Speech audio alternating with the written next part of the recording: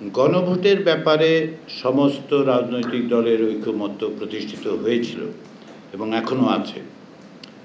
এই প্রক্রিয়ায় বাস্তবায়নের ক্ষেত্রে গণভোটের প্রয়োজন এবং গণভোট অনুষ্ঠানকে সকলেই মনে করেছেন যে জনগণের অংশগ্রহণ নিশ্চিত করার জন্য এটা একটি অত্যাবশ্যকীয় শর্ত। সেই বিবেচনা থেকেই জাতীয় ঐকমত্য কমিশন গণভোট অনুষ্ঠানের প্রস্তাব বা সুপারিশ করেছে।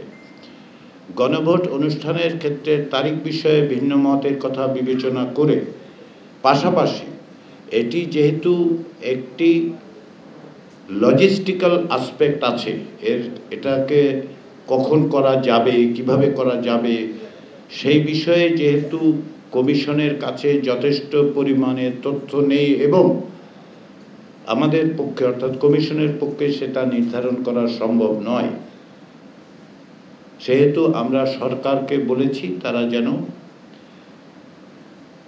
আদেশ দেবার পর এবং জাতীয় সংসদের সাধারণ নির্বাচনের আগে গণভোট অনুষ্ঠান করে।